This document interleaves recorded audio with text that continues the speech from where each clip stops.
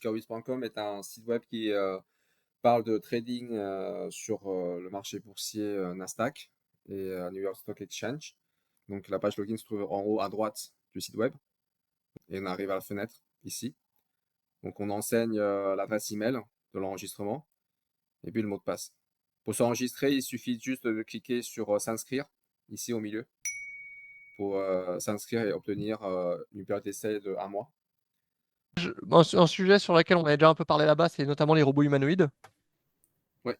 Voilà, ça, j'ai pas mal de trucs à raconter là-dessus. Comme c'est un sujet qui touche aussi peut-être un petit peu plus le côté marché, etc., ça peut coller un peu à votre thème. Oui, très bien, ouais, on Bah, peut parler. moi, ça m'intéresserait parce qu'en fait, dans le monde des handicapés, je suis en train de discuter avec Fabien peut-être pour donner de la voix à une tétraplégique qui a eu un accident de voiture, qui ne peut pas Mhm. parler. Et Fabien, enfin, non, faut que je me mette en route pour faire ce truc-là avec lui. C'est de faire un virtual reality mask, le device, qui permet, le device va regarder les yeux de la personne et la personne va avec ses yeux faire avec le keyboard le dessin du mot en fait Mhm. et le mot va, va être pardon, le dessin va être traduit par le AI, hein, qui va voir que ce dessin, c'est par exemple l'eau, je veux de l'eau, je veux de l'eau. Donc l'œil va faire VEX, enfin je suis en français parce que normalement c'est en anglais, O, AEX, A-U. Et donc le AI va dire, je veux de l'eau avec le L, apostrophe, enfin the, voilà. Et donc la personne va pouvoir parler et il y aura évidemment un haut-parleur et il va dire la personne, la personne le support que ben, la personne veut de l'eau par exemple. Ça c'est un exemple. Donc euh, ça c'est un type d'aide à la personne. Ça peut être aussi un humanoïde aussi, enfin un robot qui puisse discuter avec la personne. Le robot va regarder les yeux de la personne qui, avec peut-être ça s'appelle des lunettes méta.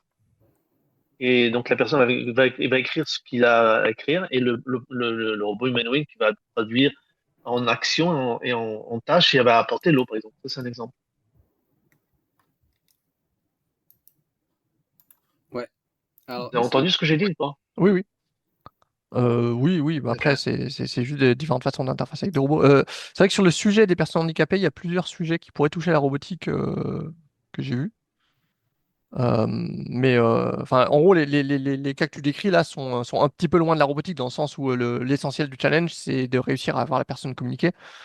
Et concrètement, en pratique, on n'a pas encore un robot qui est vraiment capable de juste amener de l'eau de façon générique, même si tu es capable de lui demander normalement ou d'avoir un bouton, un truc comme ça. Bah, je pense pas que ce soit compliqué, hein. Si, Si si. vous avez... Comment ça? Dans le sens, bah, Compliqué? amène-moi de l'eau. Là, je connais aucun robot du marché actuellement. Tu lui dis amène-moi de l'eau, il te l'amène de l'eau. Sauf si tu as déjà prévu, tu vois, un robot avec un plateau dessus et tu un verre d'eau dessus. Mais, On n'est pas encore en avance alors. pardon? on est en avance. On n'est pas encore très en avancé. Ah bah tout à Je fait, suis ouais, pas au ouais, courant au ouais. Faut niveau pas des confondre ce qu'il y a sur les démos de robots robotiques. qui fait du kung-fu. Donc on Il est, y a des robots qui font du kung-fu, effectivement, mais un robot qui, tu dis amène-moi de l'eau. Je connais aucun robot qui. Alors, ils le font des fois dans les trucs de texte, de test avec des robots à roulettes qui vont effectivement faire ce genre de choses. Mais c'est un peu des conditions de laboratoire et relativement contrôlées. Et en général, ils évitent de le faire avec des récipients qui contiennent des choses. Mais c'est pas un truc qui est d'accord. encore qui est disponible sur le marché. C'est pas compliqué à faire. Si, si. Si, si, attraper un verre, c'est dur. Le... j'ai des vidéos, j'ai vu des robots se viander lamentablement, ramasser un verre, trimballer, le donner à une personne de façon fiable, c'est pas facile non plus. Les humains, c'est parmi ce qui est particulièrement difficile à détecter. Donc, Non, alors, il y a une différence entre l'action que le AI ou le robot a sa maîtrise de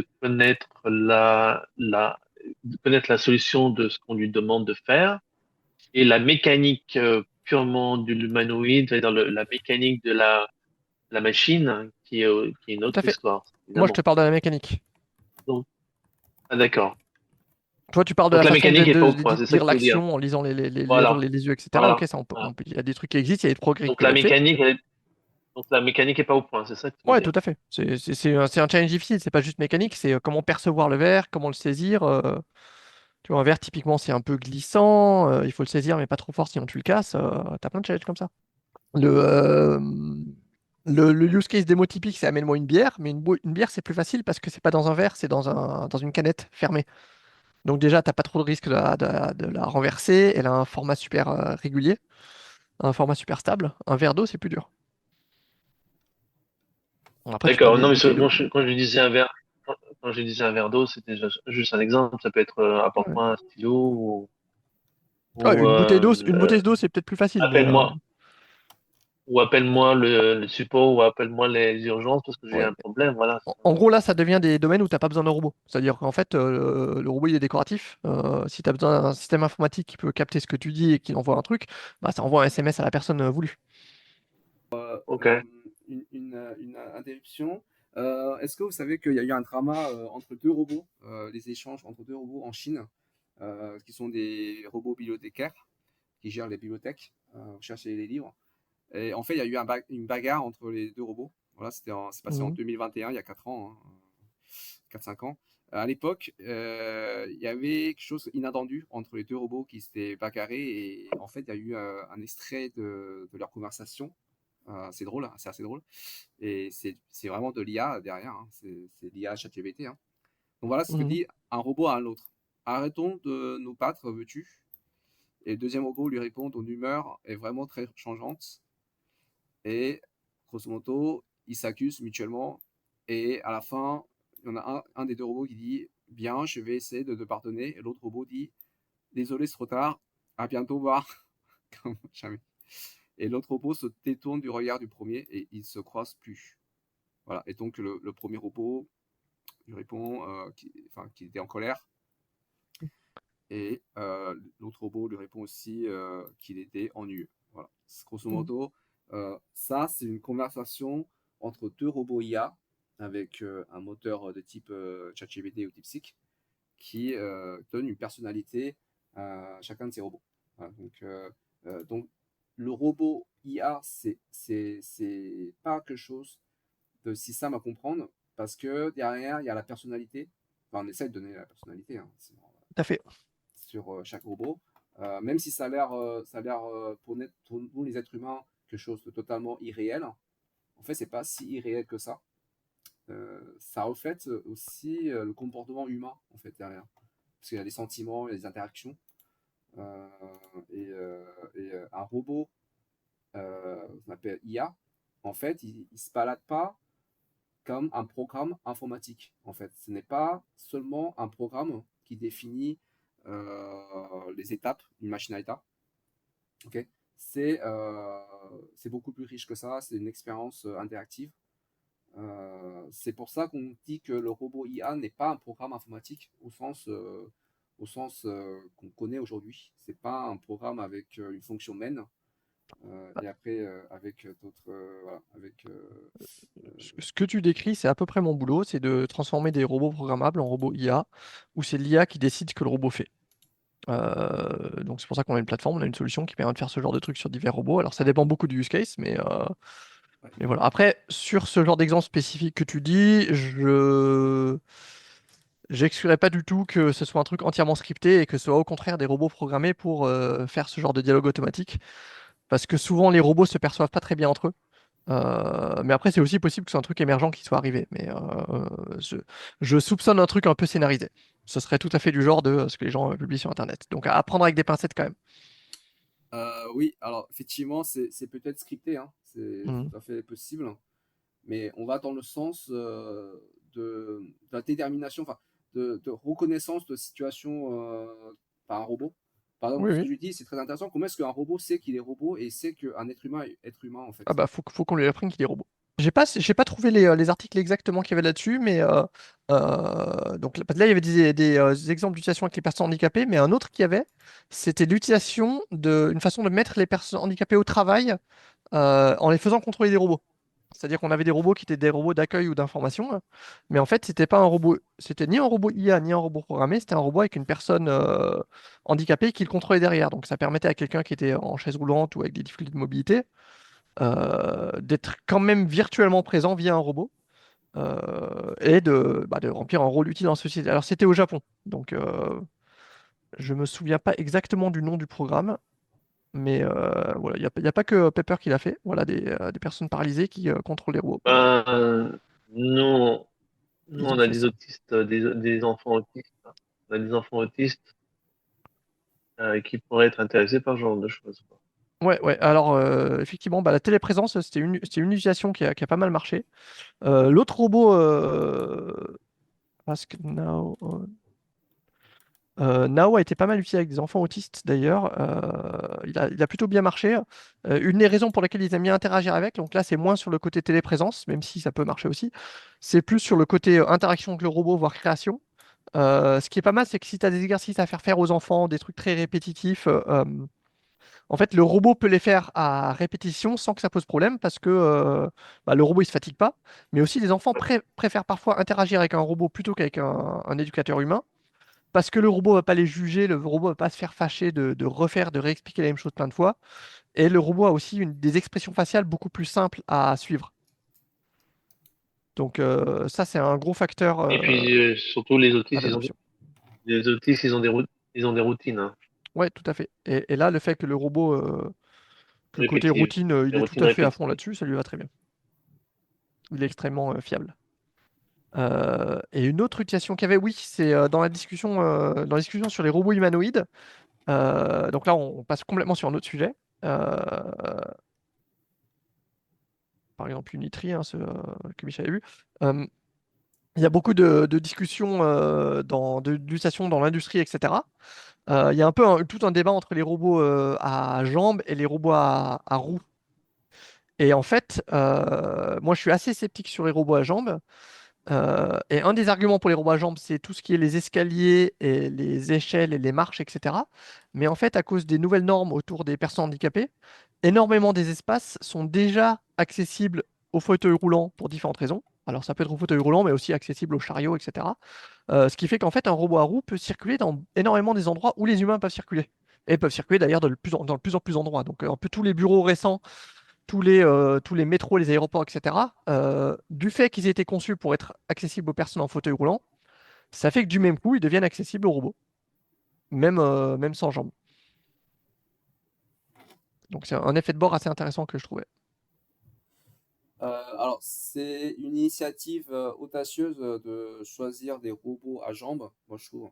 Parce que, comme Oui, tu dis, déjà, ça consomme beaucoup plus d'énergie à maintenir tout à fait. l'équilibre.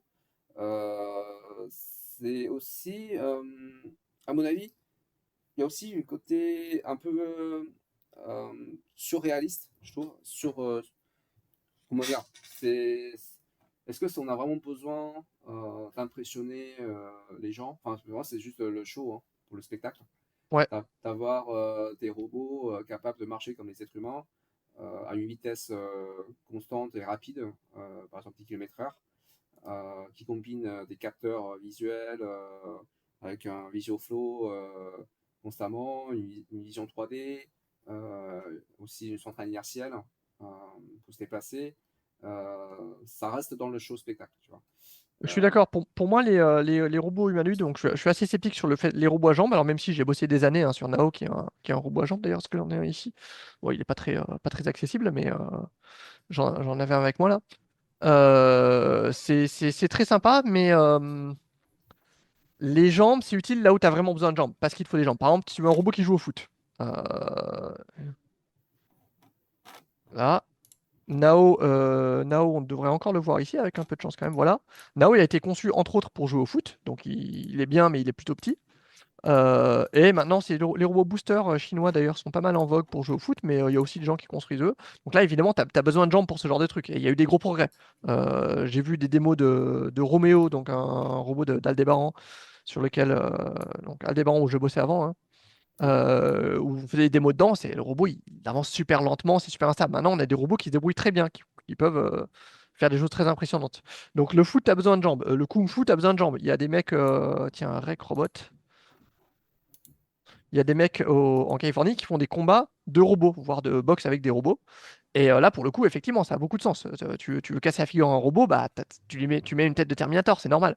Et il se bat entre guillemets avec les mêmes armes qu'un humain. Donc la danse, le kung-fu, le foot, etc., ça, c'est des usages où tu as besoin d'avoir des jambes. Mais si ton but, c'est d'avoir un robot qui fait un truc utile, qui va amener de l'eau, comme Laurent disait tout à l'heure, ou qui va aller aider dans une usine, qui va faire de la logistique, qui va porter des boîtes, qui va faire des trucs comme ça, et ben tout ça, les jambes, t'en as pas strictement besoin. Et donc, tu te retrouves avec, comme ce que tu disais, c'est que numéro un, les jambes, ça coûte cher. Euh, Oui. Numéro 2, pour moi, le plus gros problème, c'est la sécurité. C'est qu'un robot, surtout un grand là, un robot qui te tombe dessus, un robot en gros, s'il a un bug software, s'il a le software qui crache, ou s'il a plus de batterie, ou s'il trébuche sur un truc, bah il tombe. Et quand t'as un truc de la taille d'un frigo qui te tombe dessus, bah, ça peut être mauvais. Et si t'as un enfant dans le passage, ça peut être très mauvais. Et à cause de ça, les. Tiens, ouais, voilà. Et c'est pour ça que souvent, quand les robots on l'utilise, ils ont comme on voit là, les espèces de gantry, les grands crochets pour les tenir. Parce que de base, le robot est pas stable. Et à cause de ça, ça fait que bah, il risque de blesser des gens et le robot sera jamais, à mon avis, ils seront jamais prêts à être utilisés dans des espaces vraiment publics. Du genre, je sais pas, une classe de collège, direct, en contact direct avec les enfants, ou un hôpital ou la maison des gens. Je pense que des humanoïdes avec jambes, ça a très peu d'avenir. Donc il y a énormément d'investissement qui se fait là-dessus.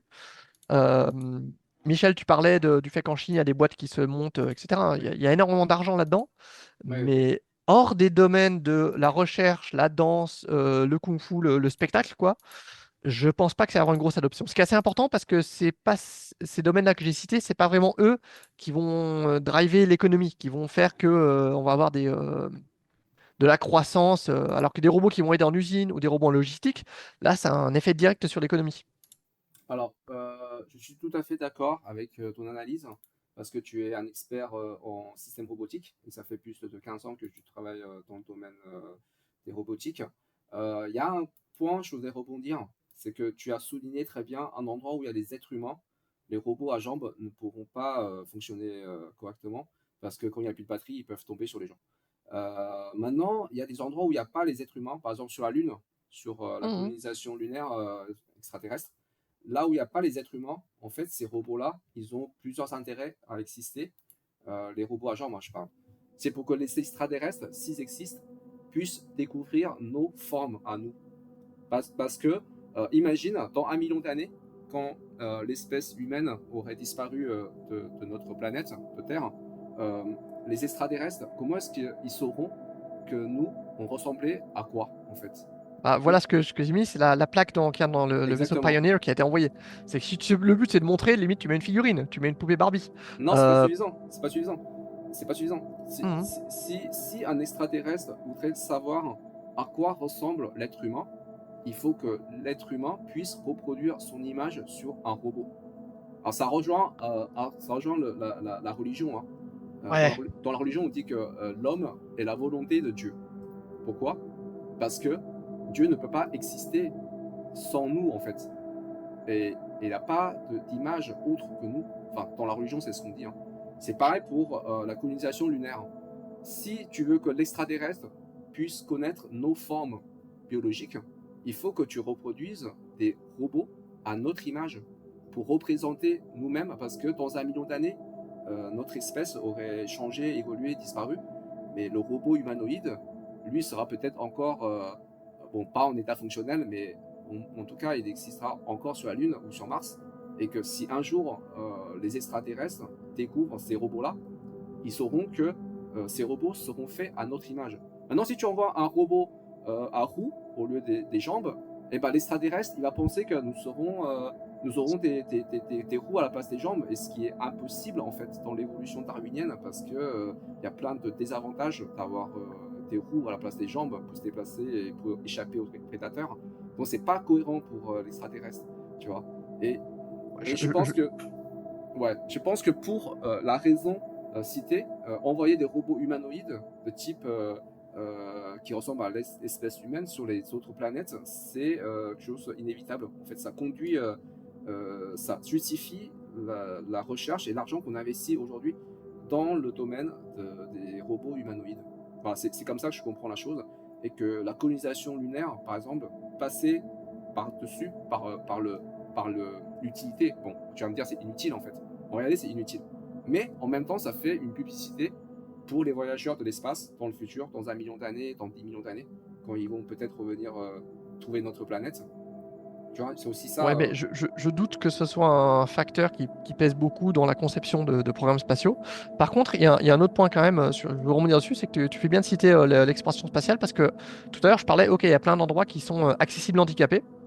Et donc à ça, les roues, ça peut marcher. Mais en fait, la surface de la Lune n'a pas été faite de façon accessible handicapée. Je sais pas, ils n'étaient pas aux normes ou je sais pas quoi.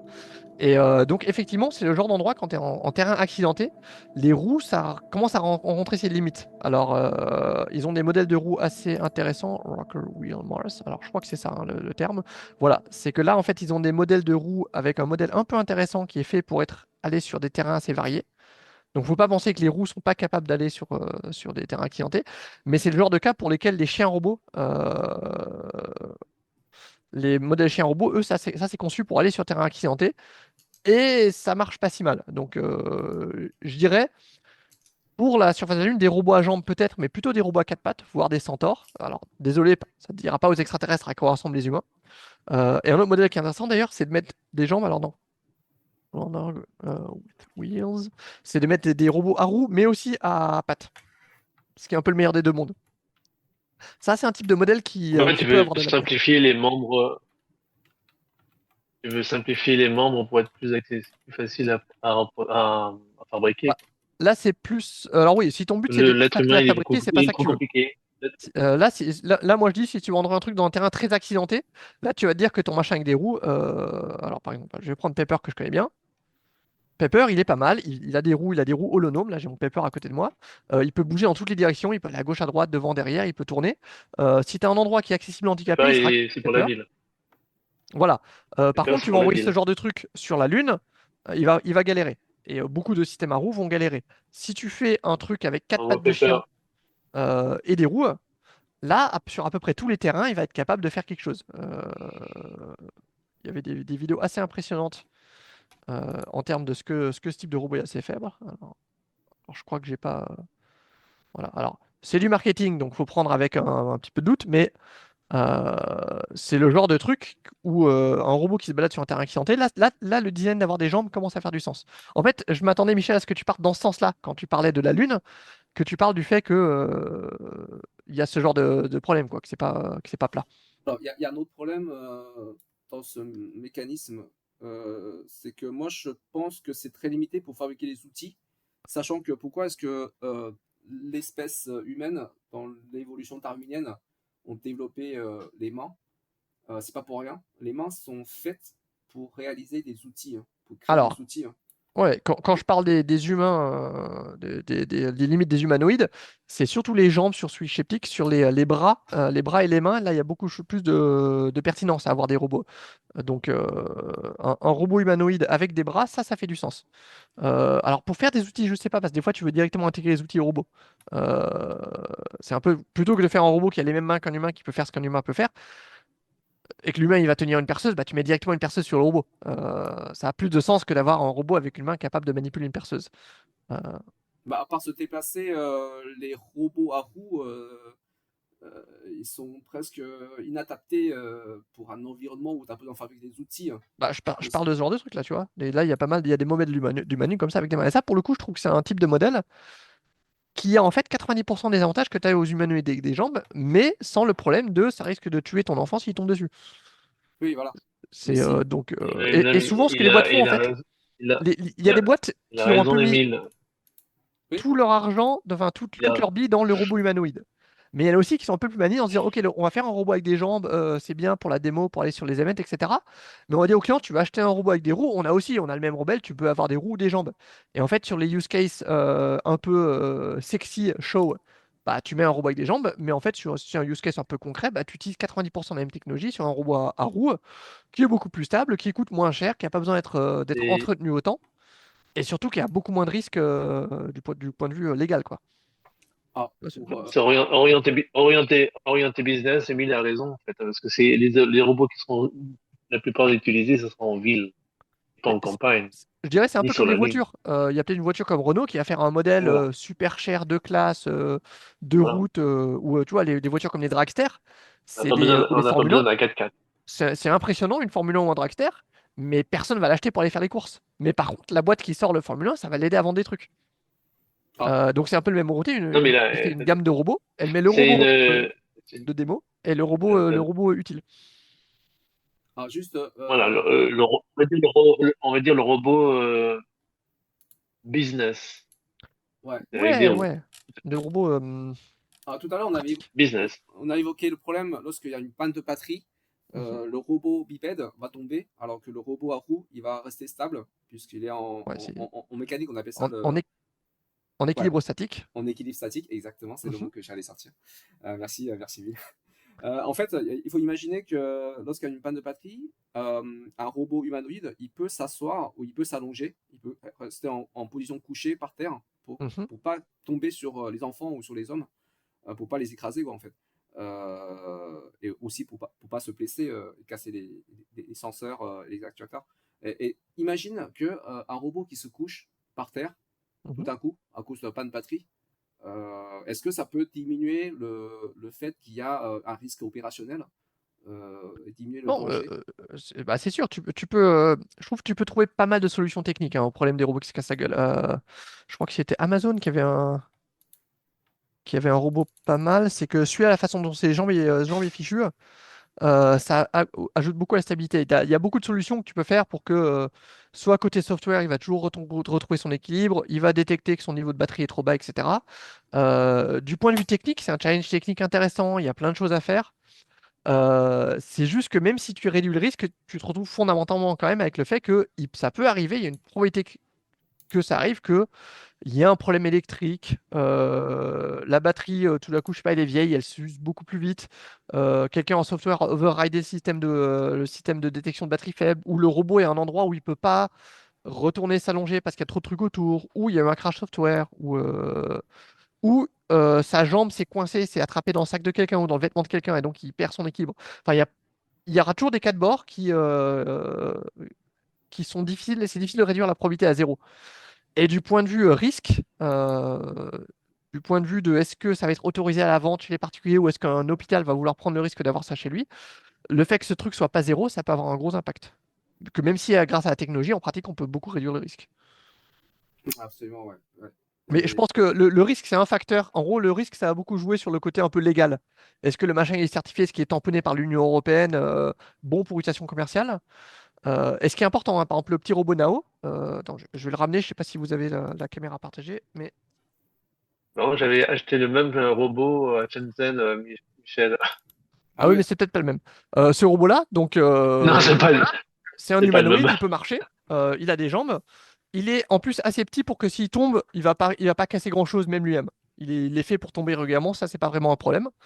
Mais par contre, il y a un autre problème de sécurité dû à ce genre de robot, c'est les joints. C'est que là, tu peux te coincer. Donc là, il a été conçu pour que tu ne puisses pas te coincer trop facilement, Puis il y a des sécurités qui vont détecter que ça se passe. Donc le risque est relativement faible. Pareil, il y a ça autour ici pour éviter que tu coinces trop. Mais tu peux te retrouver avec la main coincée entre les jambes.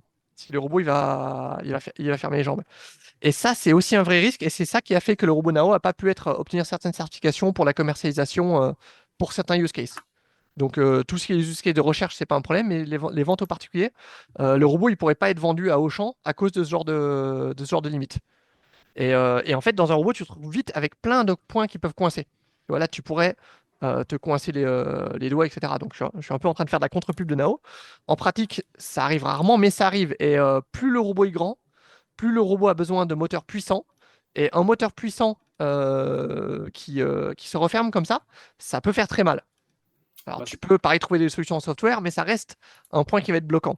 Et alors, c'est plus pour la petite histoire, mais Kuka Robot Arm, Cobot, par exemple. Voilà. Quand on regarde les robots industriels, là, les bras robots, un truc que je trouve assez marrant, c'est que là, ils ont une forme tout à fait biscornue. En fait, la raison, c'est pas rien, c'est que là, c'est fait pour qu'on puisse pas se coincer. C'est les articulations. Ici, ça marche comme un coup d'humain.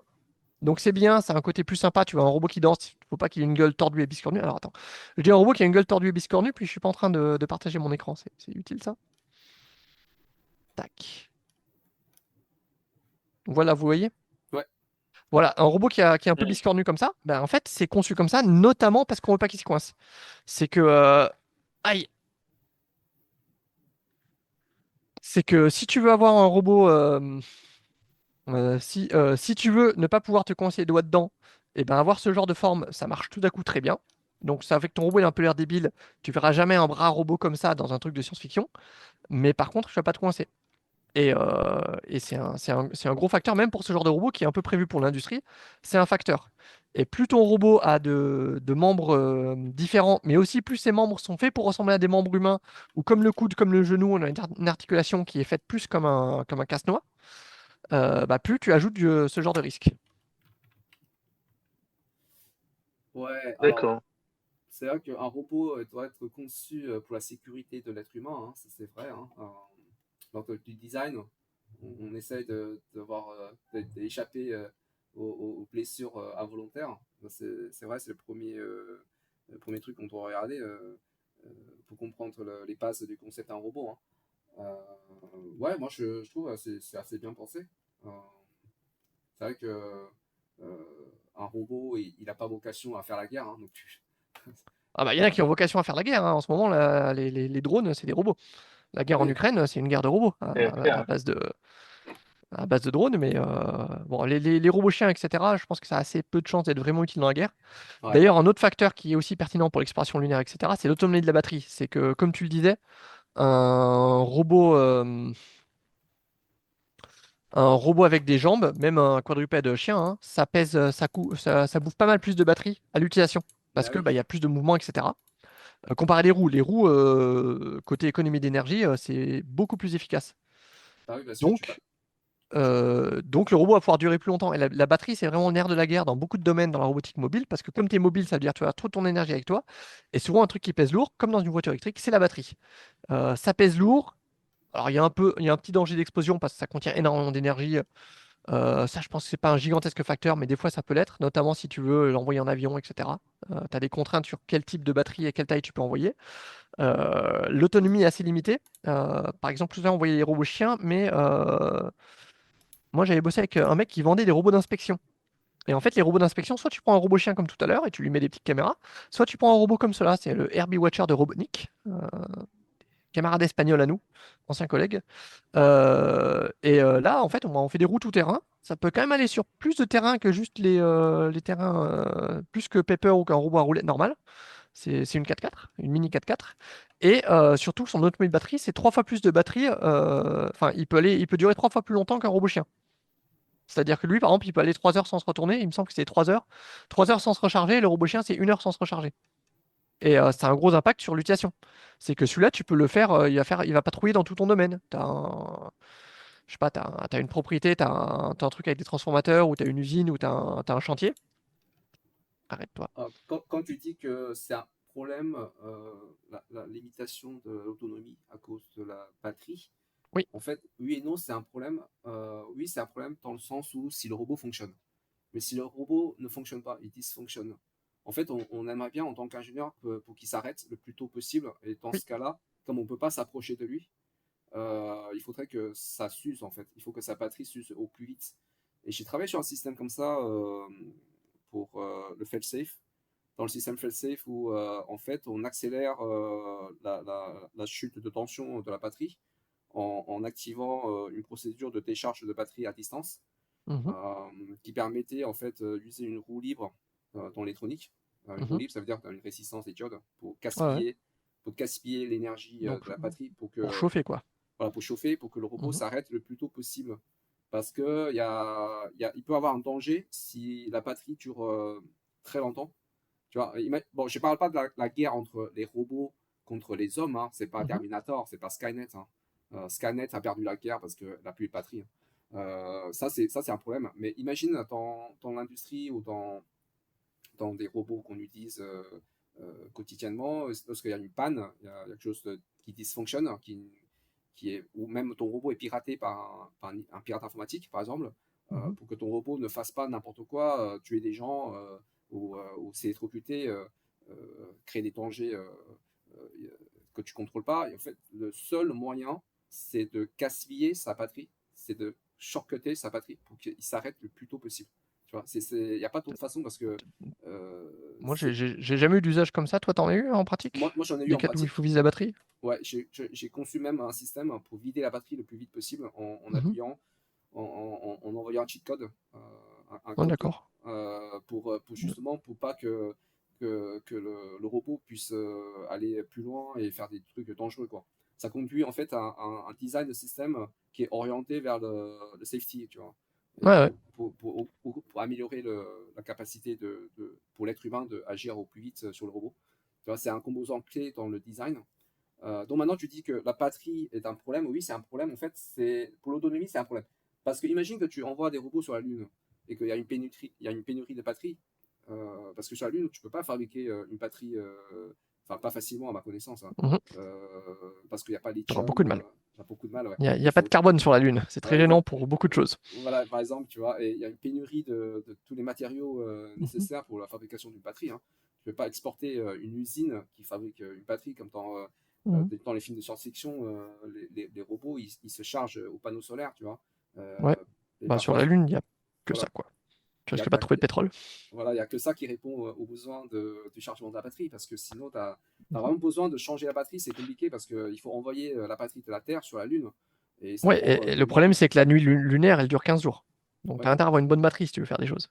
Ouais, voilà, en plus, il faut que les robots reviennent au pôle Nord, parce qu'il paraît qu'il y a un point au pôle Nord, au pôle Sud de la Lune, où t'es en exposition quasi Tu permanente. as des points t'as des points effectivement sur les rebords de Ouais, certains cratères où tu peux te débrouiller pour recevoir du soleil quasiment tout le temps. voilà, c'est le The seul peaks moyen. of internal sunshine, eternal sunshine. Ouais, c'est ça.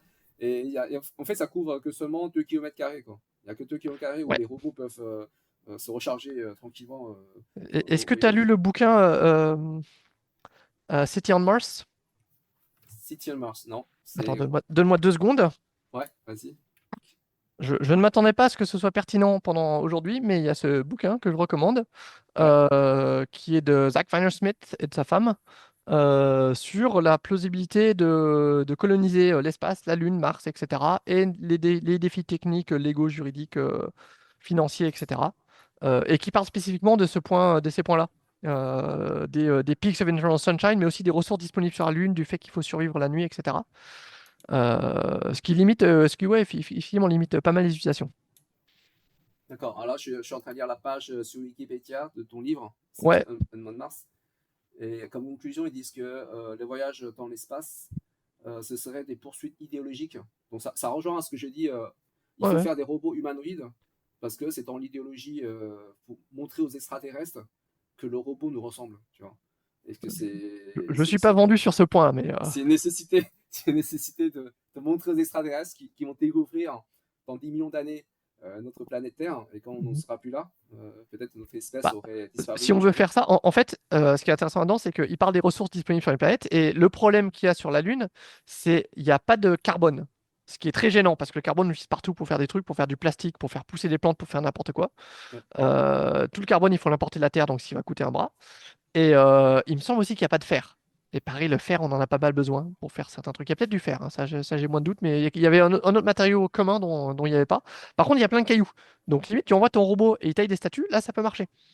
Ouais. Euh, D'ailleurs, si on veut revenir au sujet robotique, même si le sujet espace m'intéresse pas mal aussi, euh, Alors, ils disent qu'il manque du phosphore, hein. du Carbone et phosphore, c'est possible. Carbone, phosphore, je carbone sais plus s'il y a phosphore. du fer. S'il n'y a pas de fer, ça va aussi être gênant pour avoir ton usine de batterie solaire. Non, ils en Euh, parlent pas. Ils en ouais. parlent pas. Mais Et Monumental Labs. Voilà, Monumental Labs. Encore une initiation des robots, c'est eux, c'est pour sculpter. Donc tu entends un de ces robots-là sur la Lune, il te sculpte un robot, il te sculpte une statue qui montre aux extraterrestres à quoi ressemblent les humains, et t'as pas besoin que le robot lui-même ressemble à ça. Le robot, c'est un espèce de gros bras. Et évidemment, une fois que tu as un bras robot, tu peux l'utiliser pour n'importe quoi. Sculpter, c'est juste un des use cases. Tu as juste besoin de changer le truc. Et donc, elles sont intéressantes parce que j'aime bien l'architecture relativement classique. Et un des problèmes, c'était que faire des trucs comme ça à la main, ça demandait pas mal de main-d'œuvre.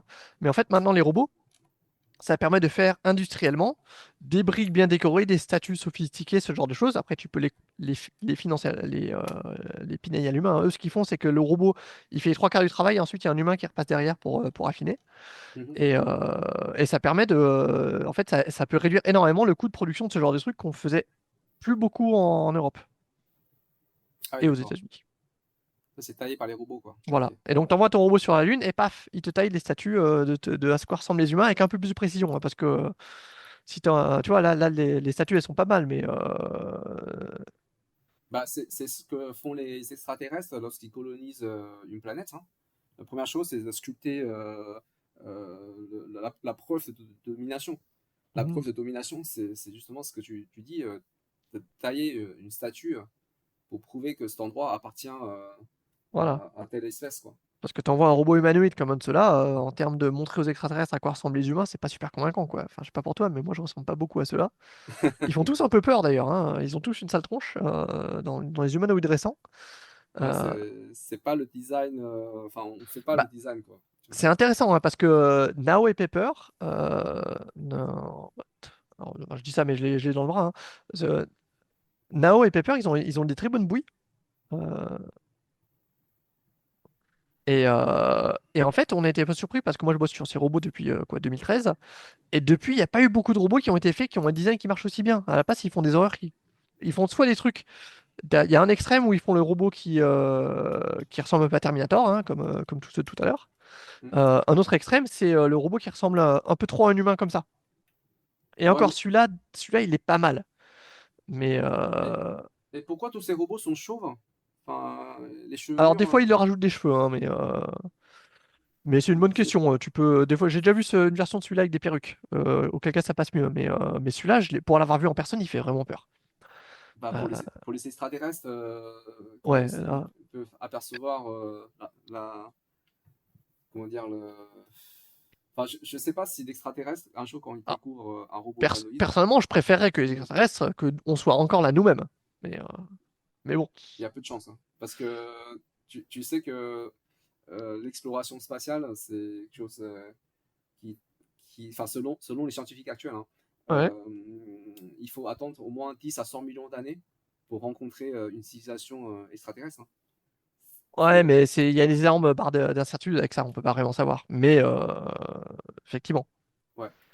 c'est Et pas. quand 10 millions d'années, il y a peu de chances, enfin, même dans 100 millions d'années, il y a peu de chances que nous, l'espèce humaine, Ouais. ressembleront encore. Enfin, tu vois. Pour moi, il y a énormément d'incertitudes avec ça parce que je veux dire, je suis d'accord que c'est relativement faible, mais je mettrai pas à zéro et qu'on n'est pas on n'est pas à l'abri d'une surprise de ce côté-là. Oui, c'est vrai ce que je dis. Tu sais bien que Voyageur 1 et Voyageur 2 ont dépassé l'héliosphère Mhm. et que à la limite du confin de l'espace, entre ce qu'on appelle l'espace interstellaire, entre les différents constellations système solaire, en fait, on a découvert que la température C'était pas euh, ça, mais... dépasse les 50 degrés, 50 Ah 000 ouais. degrés Kelvin. Ça, c'est un truc qu'on vient de découvrir il y a à peine un mois. C'est publié dans Science. Et que, en fait, c'est très bizarre parce que ça ne fait pas fondre, même malgré 50 000 degrés Kelvin, ça ne fait pas fondre les sondes de Voyageur 1 et Voyageur 2. Comme, Ouais. comme quoi, en fait, c'est un mur de température qui ne fait pas fondre la matière. Et ça contredit les prédictions d'Einstein. Einstein avait prédit qu'on ne pourra pas sortir de notre système solaire parce que selon Einstein, il y a un mur thermique qui fait fondre tout ce qui. Enfin, c'est comme le volcan, quoi, en fait. On ne peut pas entrer dans le volcan et ressortir par un autre volcan. parce qu'il n'y a aucun matériau au monde qui pourrait subsister à une température au-delà de 6000 degrés Ok, Kelvin, tu vois. cette Et, histoire me parle pas trop, mais voilà, je veux bien croire. et ouais, j'ai lu un article récemment qui explique que l'impossible n'est pas forcément impossible et Mhm. que c'est pas forcément le zéro absolu au fin fond de l'espace et c'est pas non plus une température parce que là c'est une température de 50 000 degrés Kelvin, une barrière thermique extrêmement énorme et qui ne fait pas fondre la matière, quoi. Donc, alors après, je me demande comment est-ce qu'ils ont mesuré Ouais, je suis un la peu chose sur sceptique, Terre. hein, parce que tu vois, si c'est 50 000, ça va faire fondre tes trucs. Et que si ça se comporte pas comme 50 000, c'est que c'est peut-être pas 50 000, quoi. Mais je connais pas grand-chose sur cette histoire. Mais quand tu parles de visite extraterrestre, il y avait, alors je me souviens plus comment il s'appelait, c'était un truc genre Homo Hubro, là, je me souviens plus du nom exactement. Ouais, Mais où il y avait un espèce de caillou interstellaire, là, qui faisait un peu penser à Rendez-vous with Rama. C'est ce vieux truc vous parle. ouais, Borisov, ouais. Voilà. Euh, C'est appelé Voilà, celui-là. Oumuamua, ouais. Moi, C'est moi. une trajectoire avec une accélération qui traverse tout le système solaire Donc, sans revenir en fait. C'est pas elliptique, hein. C'est pas elliptique voilà. comme. Mais est-ce que c'est un visiteur ou pas, ou est-ce que c'est envoyé par des visiteurs? On ne sait pas.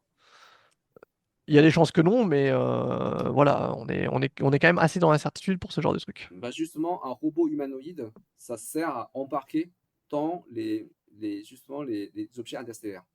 Imagine qu'on a un vaisseau spatial qui est capable d'envoyer un robot humanoïde sur ces objets-là. Et ces Mhm. objets-là sont capables de traverser les systèmes solaires, sont capables de traverser le confin de l'espace, traversent les espaces interstellaires et atteindre une autre galaxie ou un autre système solaire. Peut-être que c'est peut-être utile pour nous d'envoyer des robots humanoïdes pour prouver que on existe, tu vois, et que c'est pas quelque chose naturel, c'est Ah, pas voilà, c'est quelque chose alors, d'artificiel qui échappe de notre constellation, de notre système solaire. après, il y a l'autre truc. Est-ce que ce bouquin-là vous parle de Cixin Liu? Ouais, ouais, c'est Voilà. oui, C'est c'est contact avec l'extraterrestre. Oui, oui, oui. c'est l'autre bouquin que je suis en train de lire en ce moment, et notamment un des points sur lesquels il discute, c'est est-ce que s'il y a des extraterrestres, est-ce que c'est une bonne idée d'entrer en contact avec eux? De leur dire qu'on est là? Bah peut-être pas. Ouais, alors ça c'est ouais, c'est un auteur de la science-fiction chinois qui parle Très connu. le problème des trois corps. Oui, oui, Ouais, premier accord. ouais, c'est très connu, hein. Après, il y a des gens qui pensent que c'est ouais, c'est enfin comme tous les œuvres science-fiction, d'abord c'est un débat philosophique hein, qui permet de définir nos pensées et nos peurs à propos de la découverte, enfin être découvert par les extraterrestres, tu vois. Mais au-delà de ça, je dirais que, enfin, oui et non, quoi. Enfin, on peut pas éviter une confrontation. En même temps, une confrontation n'est pas forcément destructif. Enfin, c'est pas forcément mortel pour l'humain, je pense. Oui, Tu mais vois.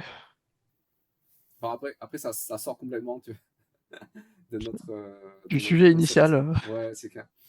Non, mais en fait, notre sujet initial, c'est pourquoi est-ce qu'on doit faire des robots humanoïdes. Voilà. Et donc Et toi, ta thèse, c'est pour expliquer aux extraterrestres à quoi on ressemble. exactement. Et Ma moi, je thèse, dirais, je suis pas certain que ça va peser énormément sur le choix des designs de robots envoyés dans l'espace, moi, je parce pense que que ça sera. Je ne sais pas, mais je pense que ça va changer concrètement et spécifiquement le besoin de pourquoi, en fait. Parce que, euh, parce que ce problème-là, de la colonisation lunaire ou extraterrestre, enfin planétaire, hein, Mars ou autre, c'est un problème que, enfin, pour nous, les êtres humains qui vivent sur Terre, ça n'a pas de sens. Ça n'a pas changé notre vie. Mais pour faire la publicité, pour entrer en contact avec d'autres civilisations extraterrestres avancées qui auront des capacités de se déplacer à la vitesse de la lumière qui traverse l'espace interstellaire, il y a un intérêt. Il y a un intérêt d'envoyer des robots humanoïdes sur toutes les planètes de notre système solaire, y compris Pluton, hein, y compris les planètes naines, au-delà de la frontière de Pluton. Il y a un intérêt parce que pour prouver qu'on existe, pour prouver que y a alors une espèce avancée, intelligente, qui existe dans ce système solaire. En fait. en fait ça ressemble quand même un petit peu à une solution à la recherche d'un problème. Et des fois, quand tu as un problème, si Si ça peut valoir le coup de le découper en sous-problèmes et de les attaquer individuellement. Si le but c'est de montrer qu'on existe, ça peut aussi être juste d'envoyer un robot plus simple et plus robuste, mais aussi des petites statues d'humains avec un schéma explicatif, tout ce que tu veux, un peu comme ce qu'il y avait sur la sonde tout à l'heure. Tu peux envoyer un petit diorama avec qui montre différents humains en couleur, ce qu'ils font. Tu peux mettre des vidéos et tu peux faire d'un coup faire ça et de l'autre côté avoir ton robot capable de faire des choses, des expériences scientifiques, collecter des données, récupérer de l'énergie, se réparer, maintenir les choses, etc. Mhm. Plutôt que de vouloir absolument mettre les deux en même temps, de faire que ton robot manipulateur, ce soit la même chose que ta démo de à quoi ressemblent les humains. Et donc de faire un robot humanoïde. Alors, ouais. Euh, Oui, mais comment est-ce que l'extraterrestre, ayant découvert un robot sur Pluton, il Mhm. saura que ce robot-là est un robot et c'est pas l'être humain en fait? Bah, tu sais, si le robot humanoïde, il va quand même aussi. Enfin, c'est pas l'être humain non plus. Euh, je veux dire, ça, il fera une image un peu moins. Ouais, mais il se rapproche de l'humain. Il se rapproche de l'humain. Et donc l'effort de reconnaître l'humain est proportionnel à l'effort de reconnaître le robot. Parce que si on. Imagine tu envoies un robot de type araignée sur Pluton et que Mhm, Pluton sera découvert par une civilisation extraterrestre, mhm. que l'extraterrestre va penser que nous, les humains, les humains ressembleront à une araignée, à un robot araignée. Parce que tu vois, c'est ça. D'où tu fais un petit diorama avec des petites statues d'humains en train de construire un robot araignée et de l'assembler en mettant les morceaux ensemble. Voilà, Tu ça fais ça c'est. dans une jolie petite boîte. Tu mets du vitre autour pour pas que ça s'abîme et qu'il n'y ait pas trop de poussière dessus. Ou tu programmes ton robot araignée pour sculpter ça dans une cinquantaine de falaises sur Pluton. Et comme ça, ce sera assez clair de ce qui s'est passé. Ils trouveront le robot araignée et diront, ah oui, tiens, c'est le machin que les trucs à deux jambes ont envoyé. Par exemple, hein, mais voilà. Oui, ouais, ça confirme le potentiel d'un robot araignée. Mais si tu as un robot bipède qui taille un rocher, un autre robot bipède, enfin, ça fait plus de sens, non? Enfin, je pense que pour un extraterrestre, ça peut être plus.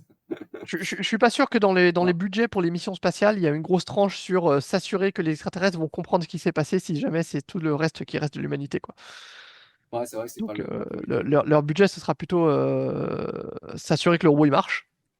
C'est vrai, Euh, c'est vrai, c'est vrai. le rover là. Paf. S'assurer que le robot, parce que là, je crois que ceux-là, ils ont fini par tous tomber en panne, ou du moins tous être plus ou moins immobilisés. Donc c'est à apprendre pour les prochains, voire collecter le plus de données. Là, en fait, c'est pas trop sur la forme du robot, c'est qu'est-ce que tu mets comme capteur dessus. Est-ce que ton robot il est capable de se réparer? Est-ce qu'il est capable de déployer des cadences solaires? Est-ce qu'il est capable de creuser sous terre pour trouver des restes de bactéries, d'eau, de minéraux rares, ce genre de choses? C'est ce genre de truc-là qui, je pense, risque de plus peser sur le design de robot. Et aussi, est-ce qu'il est capable de voyager loin sans avoir besoin d'être rechargé trop? Est-ce qu'il est capable Mm, mm. Oui, de c'est ne pas vrai. se perdre, de pas tomber, s'il tombe dans une crevasse, est-ce qu'il peut s'en sortir, ce genre de choses. Parce qu'en fait, l'humain, un argument que j'entends aussi parfois d'ailleurs sur les robots humanoïdes, c'est que c'est un robot très générique et universel qui peut être utilisé pour beaucoup de choses. Mais en vrai, il y a beaucoup de choses que les humains sont pas capables de faire. C'est pour ça qu'on a besoin de machines comme les voitures. Et typiquement, tu tombes autour d'une faille pour ressortir, ok, celui-là, il aura du mal aussi. Mais tu peux avoir des designs comme un robot araignée qui vont peut-être être encore plus faciles à travailler, à voyager sur un terrain difficile. Ouais, c'est vrai. Alors, Et on a ça par exemple dans les entrepôts. On veut un robot qui soit capable peut-être d'atteindre une étagère à 50 mètres de hauteur ou de transporter un truc qui pèse une tonne. Bah là, effectivement, l'humain, il peut pas non plus. Alors, bon, tu peux utiliser une échelle, hein, et tu peux dire, il faut un humanoïde pour monter sur une échelle. Mais ce que tu veux plutôt faire, moi, j'ai vu des robots comme ça, qui sont capables de montrer des monts de charge, qui sont capables de monter très haut, mais genre à au moins 15 mètres. Et c'est assez impressionnant à voir. Et tiens, je vais voir si j'arrive à en trouver. Et en fait, faut se rendre compte qu'il y a certains des trucs que voilà, je crois que c'est celui-là, là, il a un truc super haut. Il y a certains des trucs qu'on n'a pas trop en tête parce que les humains ne peuvent pas le faire. Donc on ne le voit pas dans l'espace de possibilités des tâches que tu pourrais faire. Voilà, tu vois, là, c'est un robot, voilà, va monter ton truc là-haut. Alors celui-là, il n'est pas robotisé, mais souvent ces trucs-là maintenant peuvent être robotisés. Et tu te retrouves avec une machine qui fait ce qu'un humain ne peut pas faire. t'as aussi des palettes automatiques hein, maintenant, hein, des palettes qui transportent des conteneurs. Ouais, tout à fait. Qui Ouais, puissent, t'as beaucoup de types de modèles, ou des tout petits trucs qui viennent se mettre sous les palettes pour les ramasser. ouais, c'est ça. Ouais, C'est, ça reste, ouais, ça reste quand même des robots utiles pour l'usine. Euh, mais là, ouais, c'est plus des outils, hein, je dirais Ouais, c'est des outils, mais voilà, enfin, dans la discussion, je pense que l'impact des robots sur l'économie, parce que c'est quand même assez important. ouais, Je pense que c'est vraiment les domaines industriels logistiques qui vont avoir le plus d'impact. Alors, on parle de réindustrialiser l'Europe, ce genre de choses, bah, ça passera, si on le fait, ce sera plutôt par des robots que par des usines avec des milliers d'ouvriers qui visent des boulons à la main. En fait, ce qu'il faut pour ça, c'est des robots qui correspondent vraiment à des besoins du marché industriel et pas des robots qui peuvent faire du kung-fu ou danser. Et c'est pour ça que sur ces domaines-là, en fait, je vois pas les robots humanoïdes comme étant un facteur multiplicateur dans l'économie, un facteur qui va créer un peu une boucle vertueuse qui va donner de la croissance, alors que je vois ce potentiel pour d'autres formes d'automatisation. enfin, je suis tout à fait d'accord avec. Je pense que t'as raison de dire que l'automatisation industrielle en Europe, qui va soutenir la croissance, enfin s'il y en a, hein, dans les prochaines années, ne passeront pas, enfin pas forcément sur les robots humanoïdes qui ne créent pas forcément de valeur ajoutée pour la chaîne industrielle. Ça, c'est vrai. Parce qu'une machine humanoïde, à quoi ça sert si tu veux assembler une voiture ou tu veux transporter Mhm. des palettes, quoi. Enfin, c'est aucune importance. C'est particulièrement vrai parce que tu veux augmenter la productivité dans une chaîne industrielle. Comme tu sais, à l'école d'ingénieur, ce qu'on apprend, c'est faire des robots justement anti-humains, quoi. Enfin, qui ne Mhm. ressemblent pas à humains, mais qui est 10 fois plus efficace que l'humain Ce genre de truc. dans l'assemblage. Oui, ça Ouais, c'est les tout à fait Kuka vrai. là, ou Donc, les Fanuc. du coup moi, je pense que en ce moment, ce qui se passe aux États-Unis ou en Chine pour le marché des robots humanoïdes, notamment Unitree ou Tesla, hein. Tesla aussi a Ouais, investi énormément, Optimus. voilà, Optimus, euh, qui a investi énormément. Par exemple, Figure AI, qui va être introduit prochainement sur la bourse de Nasdaq. Là, il est en train de croître d'une manière exponentielle, qui va prendre 10 000% lorsqu'il sera introduit au marché, hein. Et il y aura une vingtaine de compagnies similaires dans le marché des robots humanoïdes. Aujourd'hui, on table sur une croissance exponentielle. On dit que ça va être multiplié par 1000 ou 10 Ouais, 000. mais ça, c'est des mecs qui cherchent de l'investissement, quoi. Je veux dire, c'est C'est des ça. gens qui vont prendre le nombre de gens en train de faire telle ou telle tâche, puis multiplier par la valeur économique de la tâche et dire, OK, bah, tout ça maintenant, c'est le marché potentiel du robot, et que comme c'est un humain qui le fait, bah, si tu mets un humanoïde à la place, bah, il peut faire la même chose que ce que l'humain fait. C'est pas que les maths sont fausses, c'est qu'en pratique, OK, voilà, je vais prendre cet exemple-là. Ouais. OK, prendre un truc sur une étagère, le poser sur ton truc, c'est effectivement quelque chose qu'un humain peut être payé à faire et que tu prends un humanoïde, il pourra le faire à sa place. Mais c'est pas pour autant que tous les gens qui ont des entrepôts et des usines vont acheter des robots humanoïdes pour faire ça. Non Absolument. pas parce que les humanoïdes sont pas assez bons, mais parce qu'il y a les petits robots, le truc orange là qu'on voit en bas. Il y a d'autres robots beaucoup moins chers, beaucoup plus stables, qui n'ont pas besoin d'autant d'entretien ou d'autant complexité de setup, qui vont faire ça à 90%. Ou des robots, des monte-charges automatiques, ce genre de choses. Tu vois, le petit truc jaune qu'on voit qui se balade là. Et c'est eux qui vont faire la différence. Et en fait, ce que je m'attends, c'est plus qu'on a alors ce qu'on appelle des mobile manipulators. Voilà. Touc, touc, touc. Ça, c'est un mobile manipulator. Donc, c'est le terme technique pour un robot qui peut se déplacer et faire des trucs. Et en fait, un humanoïde, quand on y pense, du point de vue fonctionnel, quoi, c'est un choix de design pour un mobile manipulator, pour un manipulateur mobile. C'est un choix de design qui est pas particulièrement bon. Est-ce que deux jambes, c'est toujours le mieux? Bah, des fois, oui, mais en fait, est-ce que deux bras, pardon, c'est toujours le mieux? Est-ce que deux jambes, c'est toujours mieux? Bah, très souvent, non. Est-ce que tu as besoin de mettre une tête au milieu? Bah, pas tellement, tu vois, tu as juste un truc avec un bras qui se balade, tu mets une caméra au bout du bras, ça marche très bien. Alors, ici, je vois pas d'exemple qui le font, mais c'est assez courant. Des fois, elle est un peu discrète, mais d'avoir une petite caméra tout près, des fois même à l'intérieur de la pince, là, tu as une caméra, ou les petits ronds là, ça peut être des caméras. Mhm. Et en fait, c'est un endroit beaucoup plus malin de la mettre que d'avoir une tête séparée comme là. Et les mobile manipulators, ça peut avoir un rôle dans l'industrie parce que c'est un truc très flexible, tu peux déployer partout, il peut aller se recharger. T'as pas besoin enfin, tu peux quasiment le mettre tel quel sur t'as pas besoin de redesigner toute ta chaîne de production comme tu le ferais avec des bras robots fixes. Mhm. Tu peux être flexible. Et Oui. Donc voilà, c'est un peu une de mes thèses, c'est qu'un un humanoïde, c'est un mobile manipulator qui a un choix de design très particulier. Ah oui, oui, c'est vraiment orienté industriel, quoi, en fait. C'est directement utilisable dans l'industrie. Enfin, Ouais, voilà. Et en fait, dans l'industrie, les mecs, ils vont prendre le robot le moins cher. C'est-à-dire, les robots, ils vont applaudir pour les démos. C'est un truc que tu as dans beaucoup de produits. C'est que tu vas avoir le truc que les gens trouvent très cool. Ils trouvent, ouais, c'est bien, voilà. Et puis après, quand ils regardent le prix, ils disent, ah ouais, mais je vais plutôt prendre la version pas chère à côté. ouais. C'est-à-dire, faut pas confondre ce que les gens disent qu'ils trouvent cool. Et quand les gens, ils payent ils réfléchissent avec leur portefeuille, bah, ils font des choix différents. Et ils vont pouvoir prendre un truc, tu vois, même un truc super pas cher comme ça. C'est un Roomba avec un bras, une webcam et un poteau. Et tu vois, si pour un Optimus, tu peux acheter 100 de ce machin-là, et que le machin-là, il fait ce que tu voulais faire pendant une bille, bah, tu vas prendre ça. Surtout que, tu vois, visiblement, ce machin-là, côté entretien, ça a pas l'air très compliqué. Mhm. Tu sais réparer ton Roomba, tu sais réparer ça. Donc, Bah, c'est sûr que ces robots ont beaucoup plus de potentiel et des objectifs ouais. simplifiés, hein.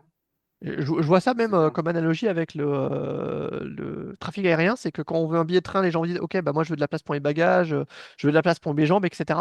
Mais après, quand tu regardes ce que les gens achètent en pratique, bah, ça va être du Ryanair pas cher avec le moins d'options possible. Parce qu'ils disent que j'aime bien tel truc, mais est-ce que tu es prêt à payer 10 euros de plus pour ça? Bah non, ça va pas. Et là, pareil sur un robot, ok, ouais, ça peut être bien si mon robot il a deux jambes, s'il a une tête, s'il a l'air sympa, s'il a une bonne bouille, etc. Oui, ils vont être tout à fait pour.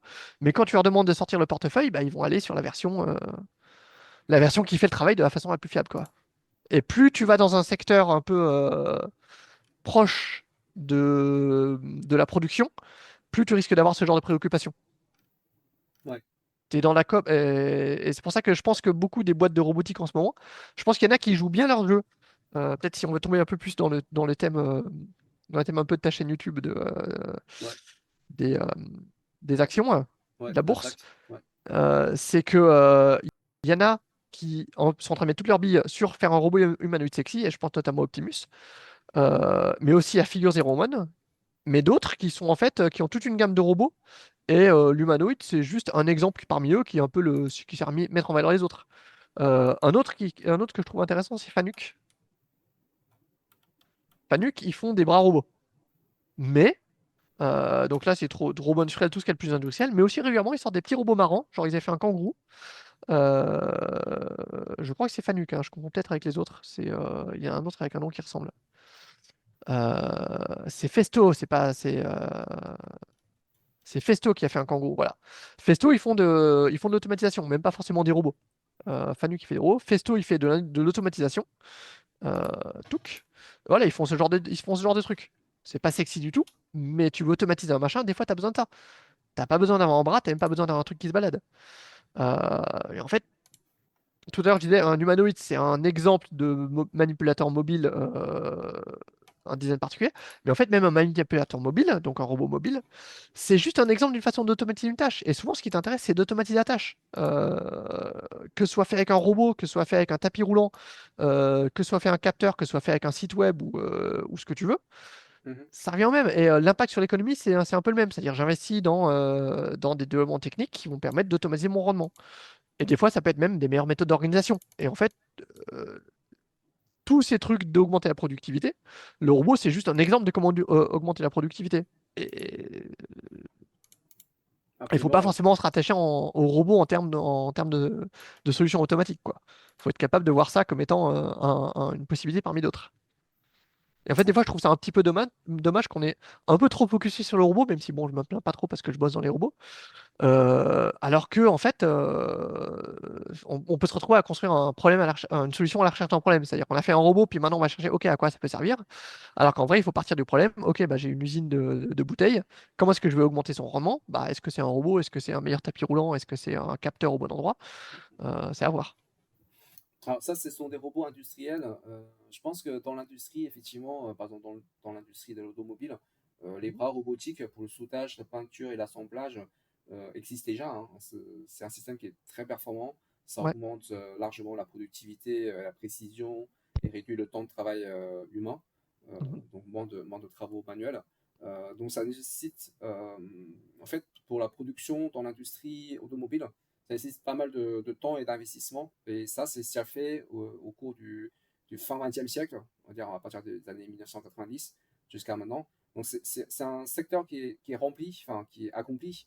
Je pense plus, il manque le progrès dans le domaine de l'IA où il y a une interaction avec l'humain. Potentiellement. Tu vois.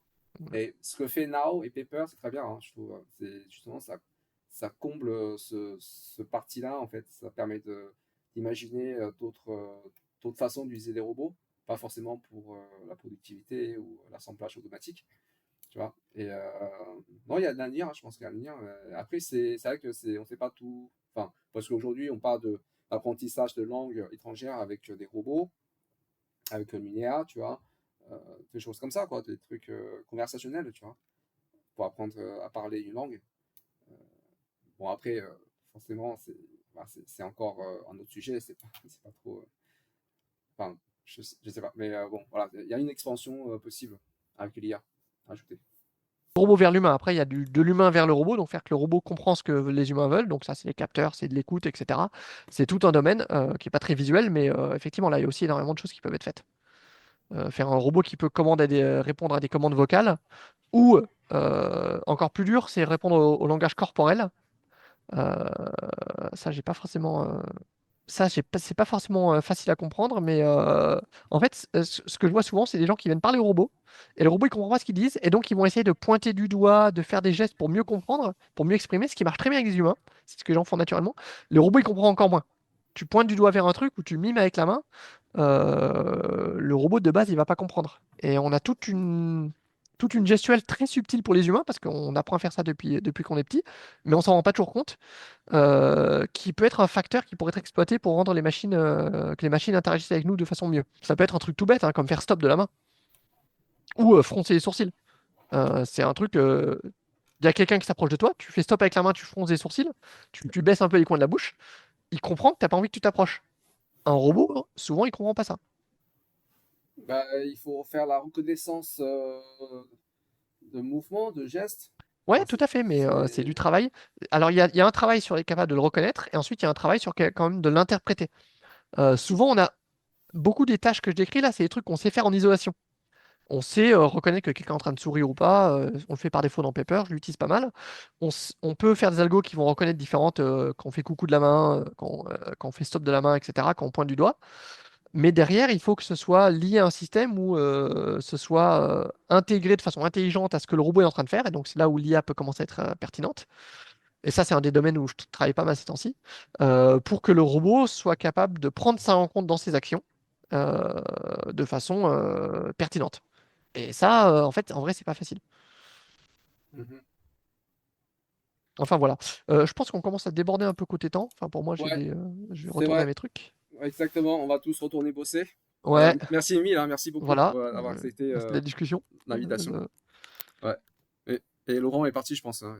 Ah ouais, je me demandais, il intervenir moins avec le temps. Ouais, parce qu'en fait, il bosse aussi de chez lui. Donc, Ok, il est peut-être parti.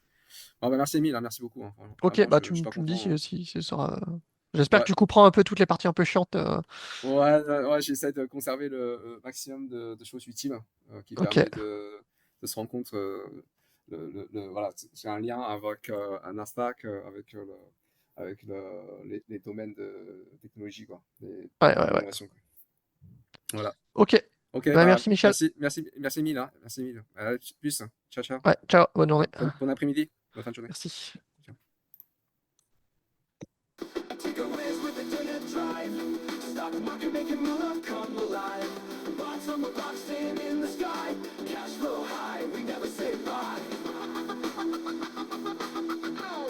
We never say bye.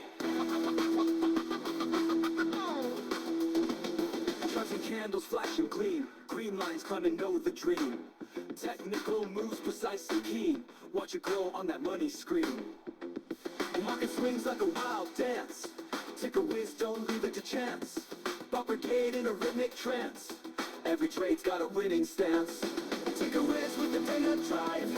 Stock market making move come alive. Bonds on the block stay